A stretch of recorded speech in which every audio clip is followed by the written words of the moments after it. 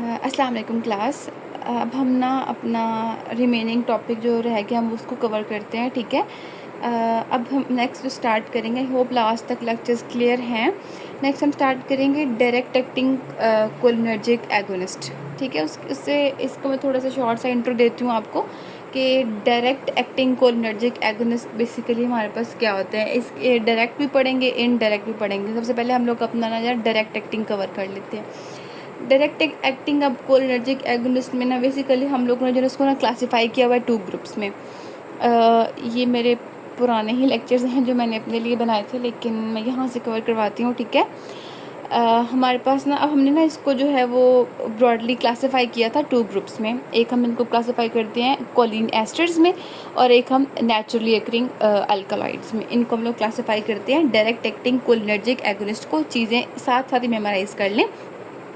इनको हम क्लासीफाई करते हैं 2 ग्रुप्स में, choline esters and naturally occurring alkaloid. अब जो कोलिन एस्टर्स है ना, इसमें फर्दर हमारे पास जो है ना जो ड्रग्स आती हैं वो हमारे पास हैं कार्बाकोल एंड बिथैनिकोल। ये दोनों ड्रग्स हम आगे पढ़ेंगे। और जो हमारे पास नेचुरली अकरिंग अल्कलॉइड है, इसमें हम लोग देखेंगे निकोटीन एंड पाइलोकार्पिन, सही है। अब जो हमारे पास ये डायरेक्ट एक्टिंग कोलिनर्जिक एगोनिस्ट होते हैं ना, ठीक है, हम इनको क्यों यूज़ करते हैं? क्योंकि ना ये एसिटाइल कोलिन के इफ़ेक्ट को मिमिक करती हैं।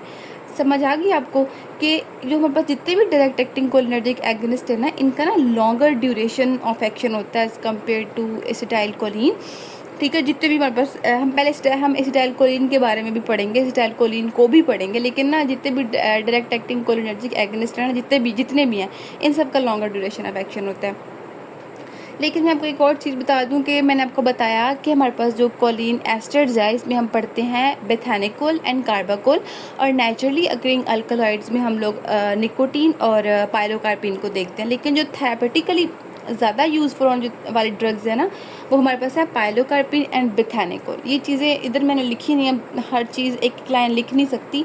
जो चीज़ मैं बोल रही हूँ ना, वो चीज़ हाईलाइट कर लें या फिर लिख लें या फिर नोट्स बना लें, ठीक है। अब ना मैंने सिर्फ इंट्रोडक्शन में 4-5 बातें की हैं, वो 4-5 बातें होप समझ आ गई हैं। सबसे पहले जो हम ना एसिटाइल कोलिन को ही देख लेते हैं, एसिटाइल कोलिन को ही पढ़ लेते हैं।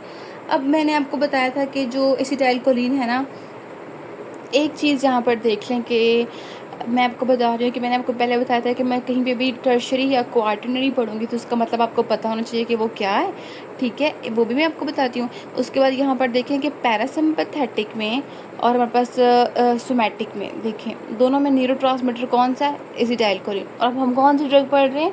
दैट इज़ एसिटाइल कोलिन, ठीक है। ये चीज़ एक दिमाग में रख ले। 2 बातें होगी। एक आपने इस चीज़ को दिमाग में रखना है कि पैरासिम्पैथेटिक और सोमैटिक का न्यूरोट्रांसमीटर कौन सा? Acetyl choline. हम कौन सी ड्रग पढ़ रहे हैं? Acetyl choline.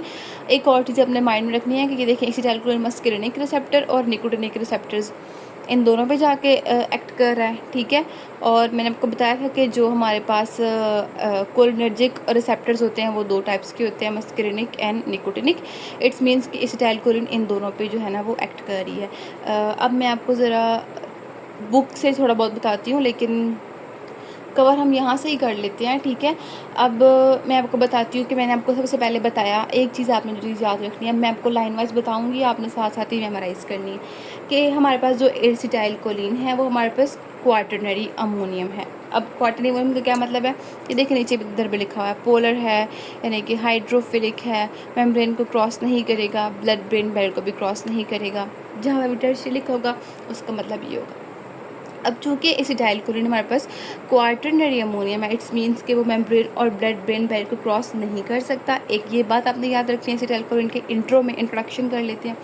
दूसरी बात आपको जो मैंने पीछे भी बताई है बुक से कि एसिटाइल कोलिन हमारे पास न्यूरोट्रांसमीटर एक्ट करता है, पैरासिम्पैथेटिक में भी और सोमैटिक में भी। देखिए ये एसिटाइल कोलिन न्यूरोट्रांसमीटर एक्ट कर रहा है, जो मैंने अभी 2 मिनट पहले 1 मिनट पहले आपको डायग्राम दिखाई है। दूसरी बात आपने ये करनी है इसमें मेमोराइज, ठीक है। तीसरी हम जो इसमें बात करेंगे यही कि वो अभी मैं पीछे बता करके मस्करिनिक और निकोटिनिक रिसेप्टर पे एक्ट करती है। चौथी बात जो हमने करनी है कि इसका कोई भी थेरेप्यूटिकली ये ड्रग इंपॉर्टेंट नहीं है। जो थेरेप्यूटिकली ड्रग इंपॉर्टेंस है मैंने आपको पहले बता दिया, वो है पाइलोकार्पिन एंड बेथैनिकोल, सही है। अच्छा, अब ना हमसे कोई सवाल पूछ सकता है कि भाई एसिटाइल कोलिन जो है वो थेरेप्यूटिकली क्यों हम इतना यूज़ नहीं करते हैं? इसके पीछे ना इसकी 2 रीज़न्स हैं। अब मैं आपको बताती हूँ, चूँकि जो एसिटाइलकोलिन है हमारे पास, वो बाइंड करता है मस्करेनिक रिसेप्टर्स के साथ भी और निकोटिनिक रिसेप्टर्स के साथ भी बाइंड करता है। ये पहले रीज़न लिखी हुई है, ठीक है। मस्करेनिक रिसेप्टर्स का भी बाइंड करते हैं और निकोटिनिक। अब मैंने आपको बताया था कि मस्करेनिक रिसेप्टर्स कहाँ पे मौजूद होते हैं, M1 M2 M3। M1 gastric parietal cells of the stomach, M2 हमारे पास जो है वो smooth muscles and cardiac muscles में, और M3 अभी मैं मस्करेनिक की बात कर रही हूँ, और M3 हमारे पास जो था वो हम लोगों ने पढ़ा था ब्रोंक्यूल्स में, राइट। मैं आपको सारा पीछे से पढ़ा के आई हूँ, अब सारा बार बार एलैबोरेट नहीं करना।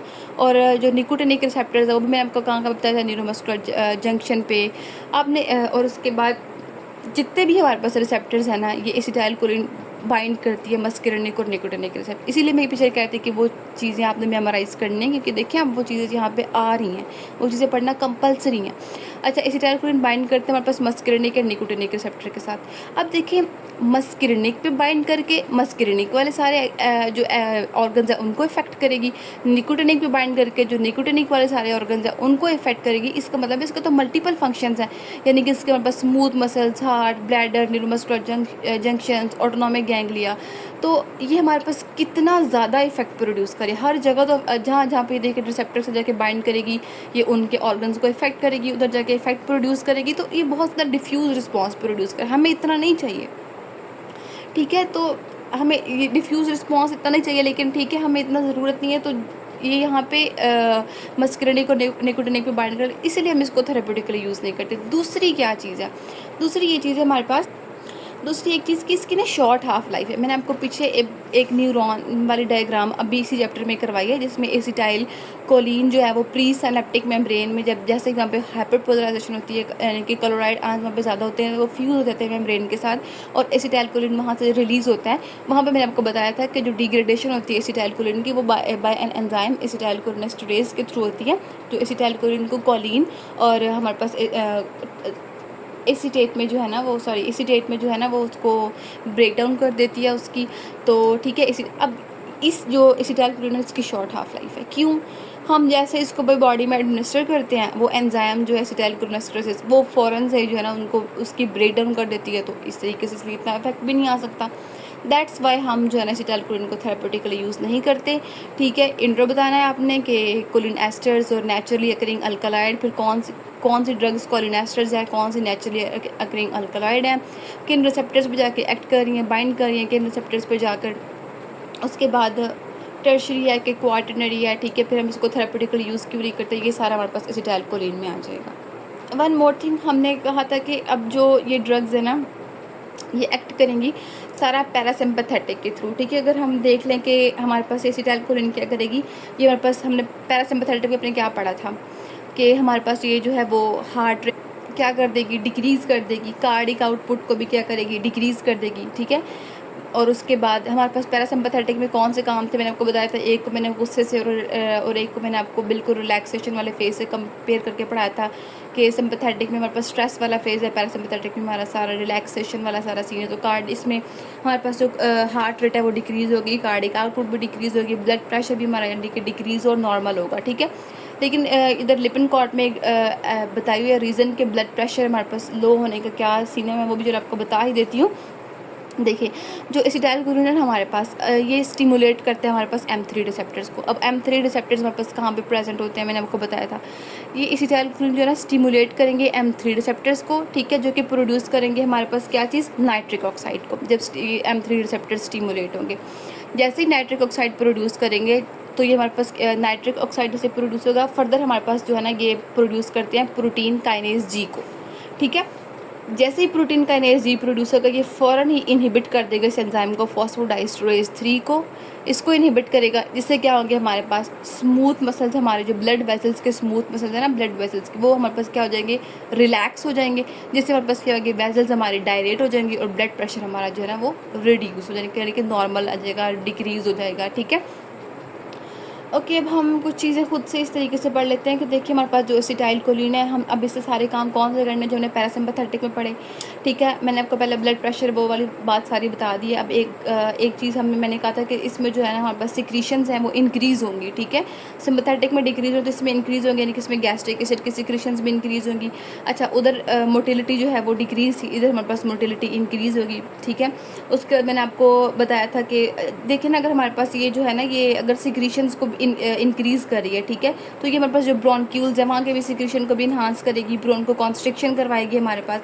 यानी कि इसमें सारे वो काम हो रहे हैं जो पैरासिम्पैथेटिक वाले काम हो रहे थे। ठीक है, एक चीज़ जो हमने बुक में भी बताई है कि वो एक ड्रग है हमारे पास, इसी में जो उसका नाम शायद है, हाँ, मेथाकोलिन हमारे पास एक ड्रग है जो कि डायरेक्ट एक्टिंग कोलिनर्जिक एगोनिस्ट है। इसको हम लोग यूज़ करते हैं बेसिकली ना एस्थमा में। ठीक है, एस्थमा के डायग्नोसिस में हम ये ड्रग जो है ना, आपने इसको माइंड में रखना है, इस बात को अपने माइंड में। ठीक है, बाकी सारी वही चीज़ें जो मैंने आपको बता दी हैं कि सारे काम वही होंगे जो पैरासिम्पैथेटिक वाले काम होंगे।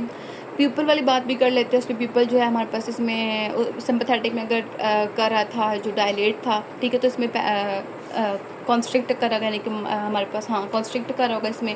उसके बाद एक चीज़ हमारे पास जो लास्ट हमने एसिटाइल कोलिन में पढ़नी है वो ये है कि इसमें जो हमारे पास जो हमारे पास सिक्रीशंस क्योंकि इंक्रीज़ हो रही हैं इसके केस में, पैरासिम्पैथेटिक के केस में। ठीक है, तो हमारे पास क्या होंगे कि ब्लैडर के केस में अगर हम देखें तो हमारे पास जो डिट्रोसिस मसल्स है ना, वो हमारे पास कॉन्स्ट्रिक्ट होंगे, हमारे पास जैसे फिंगर मसल्स हैं वो हमारे पास रिलैक्स होंगे। इस केस में हमारे पास क्या होगी, यूरिनेशन।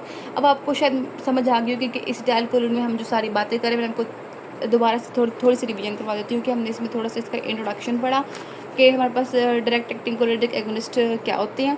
फिर मैंने आपको एसिटाइल कोलिन का बताया, थोड़ा सा एसिटाइल कोलिन का भी इंट्रो करवाया कि बेसिकली ये होती क्या है। फिर मैंने इस हार्ट पे इफेक्ट बताया, ब्लड प्रेशर पे बताया आपको।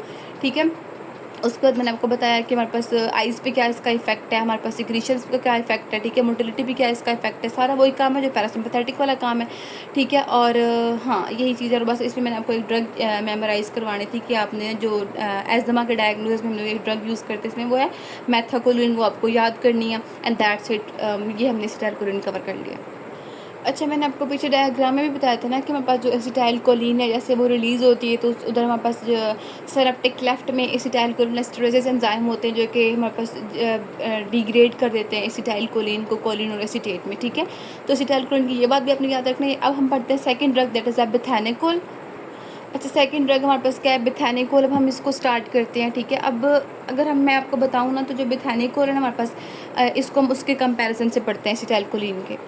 क्यों, ताकि आपको चीज़ें अच्छे से मेमोराइज़ हो जाएं। अब मैंने आपको बताया था एसिटाइल कोलिन बोथ रिसेप्टर्स यानी कि निकोटिनिक एंड मस्करिनिक दोनों पे एक्ट करते हैं। जो बेथैनिकोल होते हैं ना हमारे पास, ये इनका जो है ना, ये निकोटिनिक एक्शंस नहीं होते, इनके सिर्फ मस्करिनिक एक्शंस होते हैं। एक हम ये इनकी बात कर लेते हैं।